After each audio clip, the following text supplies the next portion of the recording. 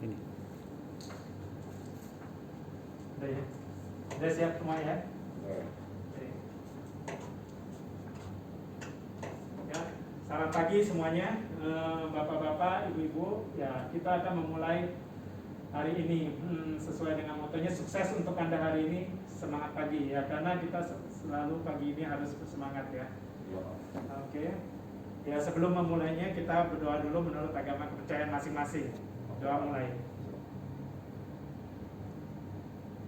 Doa selesai.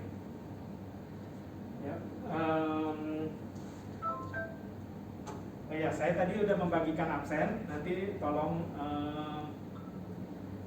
itu ya, dilengkapi absennya. Itu salah satu absen itu salah satu penilaian ya.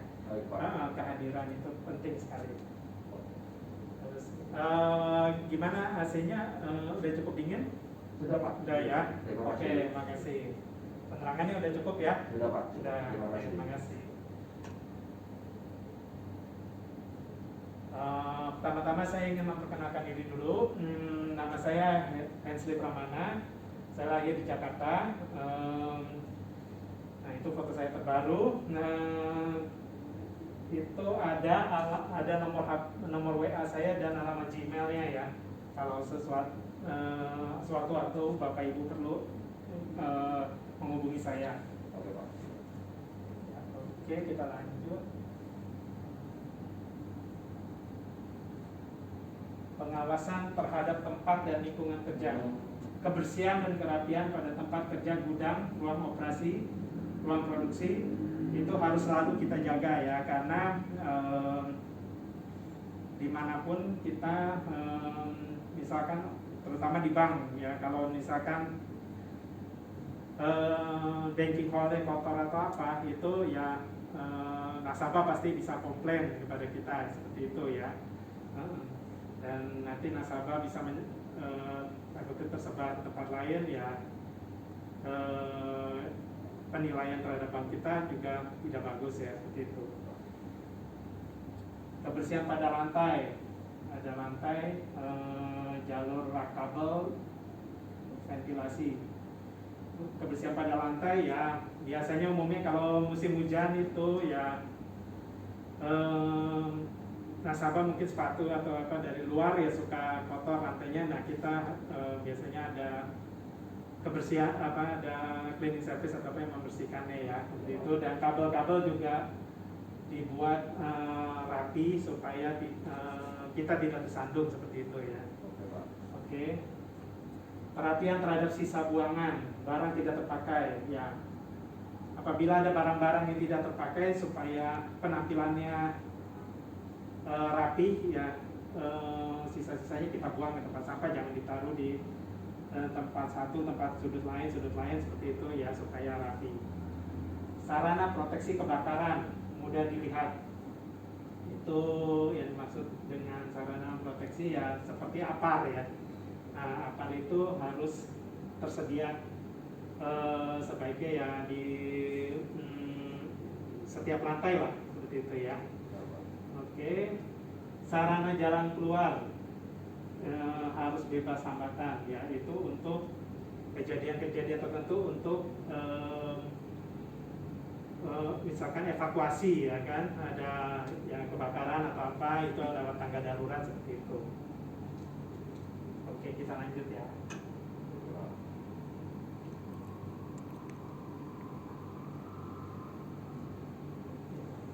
Rules-nya. Tata tertibnya, dilarang merokok ya, udah pasti ya, itu ruangan AC ya, kita nggak boleh merokok ya selama training ya. Dilarang bicara, maksudnya bukan bicara ya kalau ada sesuatu yang disampaikan atau apa ya bisa angkat tangan seperti itu ya.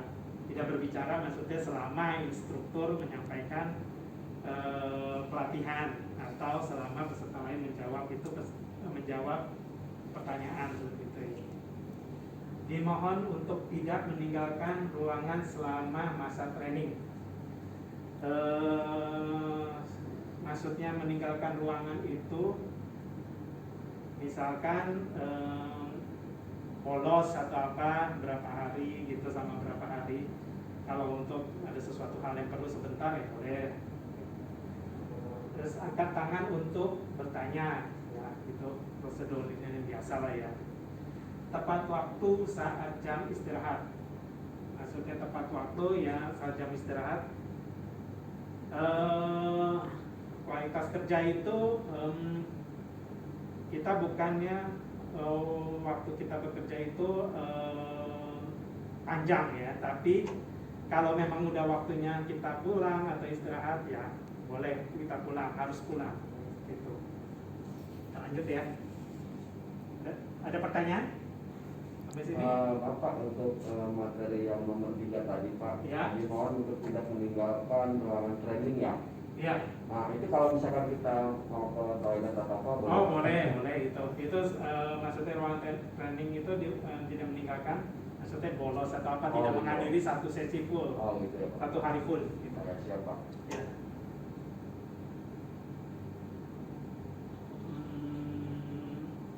Oke ya, itu misalkan kita kan lagi membahas mengenai transfer dana.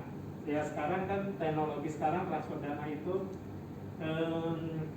selain bisa melewati kontak teller ya kan, manual gitu kan, nasabah datang sendiri, kita juga bisa lewat aplikasi mobile, internet banking ataupun ATM seperti itu ya teknologi sekarang ini kan.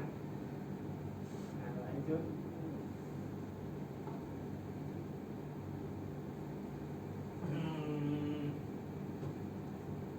Judul pelatihan hari ini cara mengevaluasi pemenuhan atas ketentuan pemrosesan transaksi transfer dana dan transaksi transfer debit. Ya. Itu ada ketentuannya, kode unitnya segala itu bisa dilihat di SKKNI, sistem pengelolaan dan sistem pembayaran dan pengelolaan uang rupiah. Itu ada undang-undangnya.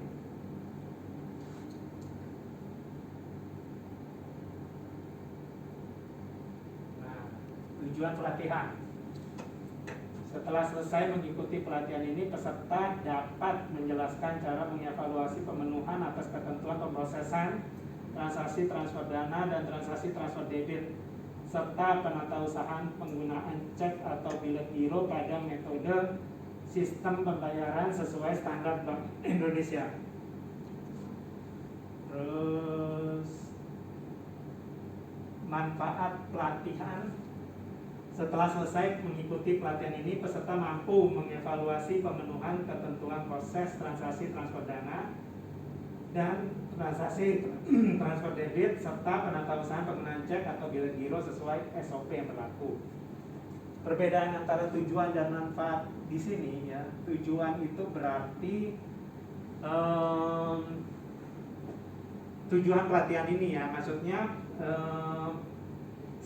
proses ini selama pelatihan berlangsung, itu yang dimaksud dengan tujuan pelatihan. Kalau manfaat pelatihan, setelah pelatihan itu selesai, nah itu pelatihan itu dapat diterapkan di lingkungan kerja kita seperti itu. Perbedaannya seperti itu.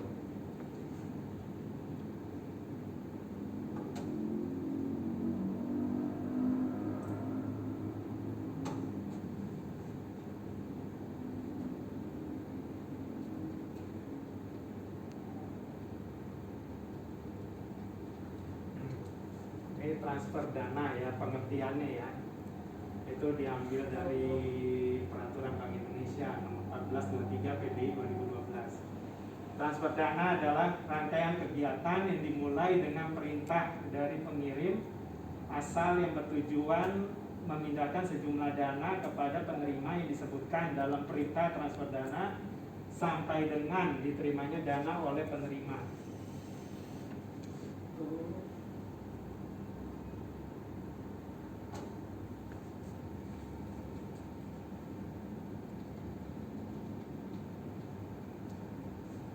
Sedangkan perintah transfer dana pengertiannya adalah perintah tidak bersyarat dari pengirim kepada penyelenggara penerima untuk membayarkan sejumlah dana tertentu kepada penerima.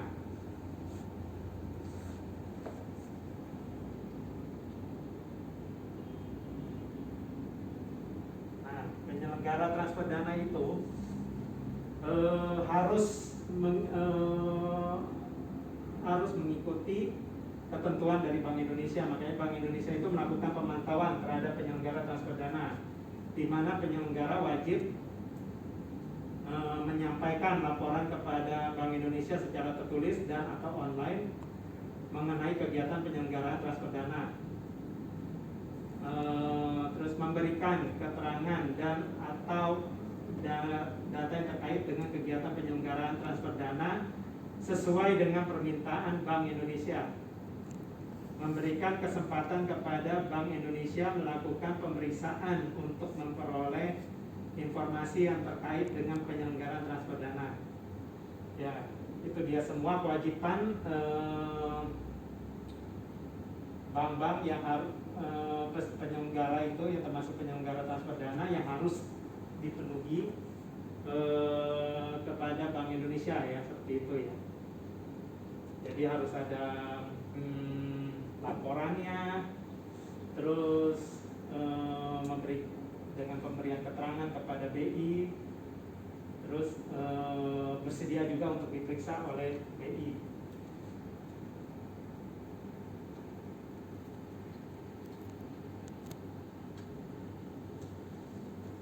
Perintah transfer debit adalah perintah tidak bersyarat dari pengirim transfer debit kepada penyelenggara pengirim transfer debit untuk menagih sejumlah dana tertentu kepada penyelenggara pembayar transfer debit agar dibayarkan kepada penerima akhir transfer debit.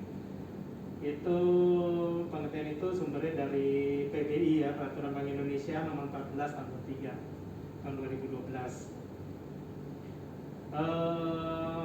Yang termasuk transfer debit itu ya seperti clearing, ya, itu clearing itu transfer debit namanya. Nah, itu batas maksimal yang bisa wakat atau cek bilet giro yang bisa dikeliringkan itu 500 juta. Jadi di atas itu dia ada ketentuan baru namanya bilateral, penyelesaiannya antar bank, jadi tidak melalui DI, seperti itu. Jadi prosesnya lebih panjang karena dananya itu nanti dikirimnya pun melalui ETGS ke bank penerima, seperti itu. Bedanya di situ. Dan biayanya pasti lebih mahal, ya, dibandingkan clearing. Oke, ada pertanyaan untuk Bapak sebelum saya lanjut? Ya, Pak. Ya. Ya. Kalau untuk transfer dana dari 500 juta kan berarti melalui RTGS, ya, Pak, ya. Nah, kalau misalkan di bawah 500 juta. Oh, bukan. Ini jadi transfer debit itu clearing. Oh, clearing. Nah, bukannya itu kan kalau LLG, kalau transfer kredit itu baru LLG, TGS, seperti itu. Beda. Jadi itu kredit namanya. Kredit itu LLG, terus yang seperti ATGS itu kredit namanya. Kalau debit itu clearing. Debit itu Iya.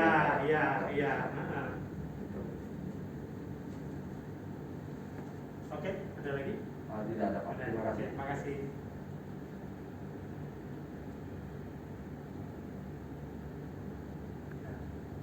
Penatausahaan pengertiannya berdasarkan PBI tahun 2015, ya. Kegiatan yang mencakup pencatatan kepemilikan, clearing dan settlement serta pembayaran kupon atau bunga atau imbalan dan pelunasan pokok atau nominal atas hasil transaksi surat berharga dan hasil transaksi tanpa surat berharga.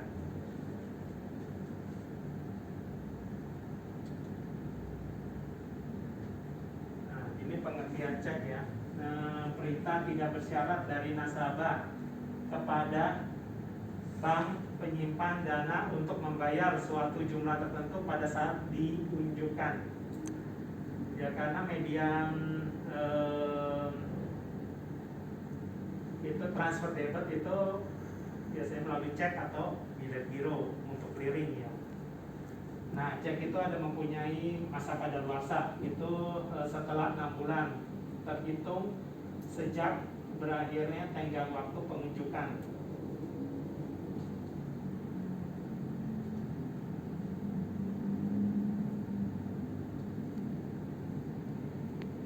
Nah, ini ketentuan cek. Cek itu dapat dibayarkan kepada orang yang disebut namanya pada cek, orang yang disebut nama dan atau penggantinya, orang yang disebut nama dan tidak kepada pengganti, orang yang membawa cek, orang yang disebut namanya atau kepada pembawa yaitu cek kepada pembawa, dan cek tanpa penyebutan nama penerimanya yaitu cek kepada pembawa.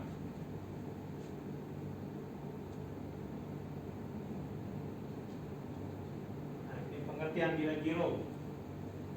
Surat perintah dari penarik kepada bank tertarik untuk melakukan pemindah bukuan sejumlah dana kepada rekening penerima. Jadi bilet giro itu intinya tidak bisa ditarik tunai, gitu ya. Jadi hanya melalui pemindah bukuan. Prinsip umum dalam penggunaan bilet giro sebagai berikut. Sebagai sarana perintah pemindah bukuan, tidak dapat dipindah tangankan, diterbitkan dalam mata uang rupiah dan ditulis dalam bahasa Indonesia. Itu prinsipnya ya, umumnya ya. Nah, ya, di situ dijelaskan kan sebagai sarana perintah pemindah bukuan.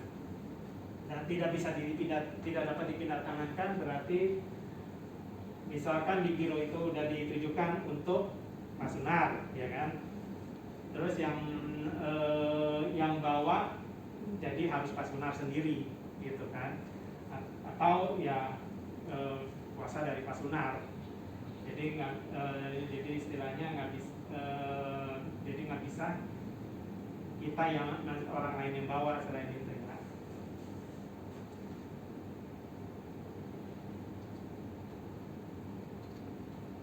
Dalam penggunaan bilet giro, kewajiban bank tertarik adalah sebagai berikut.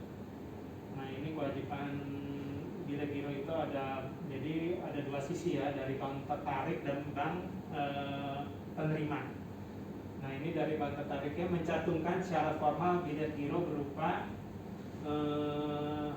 nomor bilet giro, nama bank tertarik, serta perintah yang jelas dan tidak bersyarat pada saat pencetakan bilet giro.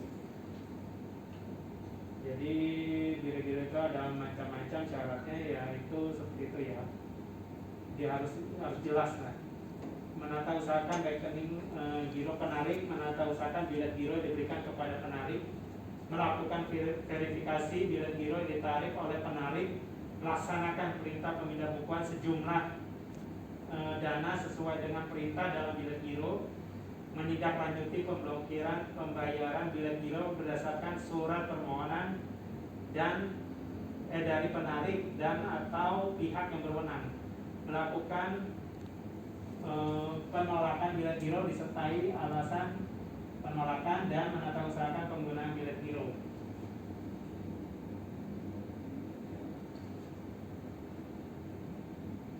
Itu dari bank tertarik. Sedangkan dari bank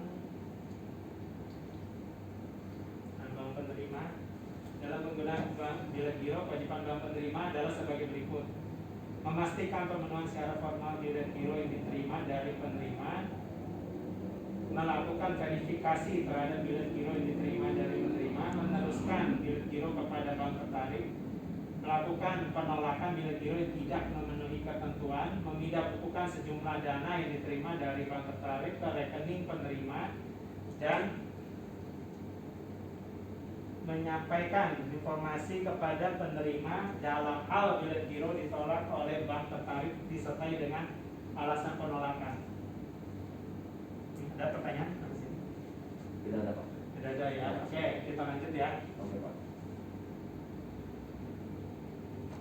Kesimpulan. Ya, dari pokok bahasan yang di atas tadi dapat disimpulkan bahwa peserta dapat mengevaluasi pemenuhan atas ketentuan pemrosesan transaksi transfer dana dan transaksi transfer debit serta penatausahaan penggunaan cek atau bilet giro.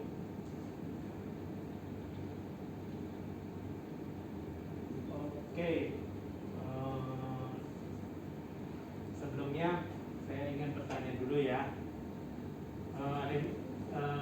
Sebutkan 3 kewajiban penyelenggara dalam hal pemantauan transfer dana yang dilakukan oleh Bank Indonesia berdasarkan Peraturan Bank Indonesia Nomor 14 Tahun 23 PBI 2012.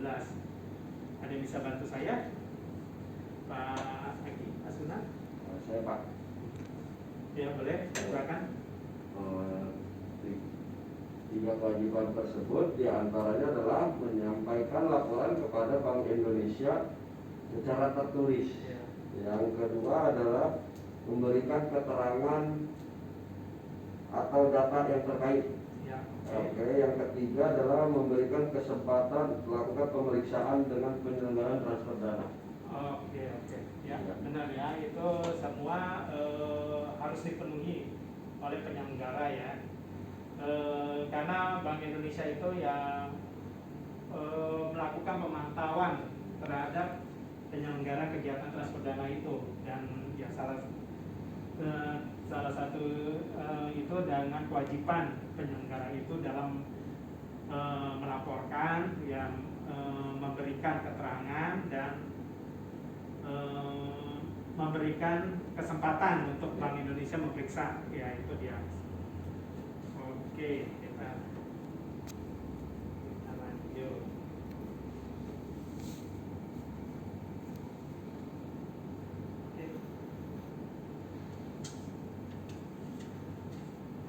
Ini ada soal evaluasi ya. Nanti bisa dijawab dan diserahkan ke saya. Oke.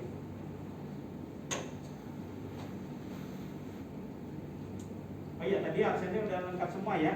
Oh, sudah. Udah ya? Oke, terima kasih. Ya, saya tunggu ya. Sebentar ya, untuk itu ada 2 pertanyaan. Masa kadaluarsa cek dan batas maksimal warkat cek dan atau bilet giro yang dapat dikeringkan itu maksimal berapa? Oke ya, sudah ya Bapak-bapak Ibu-ibu ya. Oke, saya ambil ya jawabannya ya. Oke, makasih.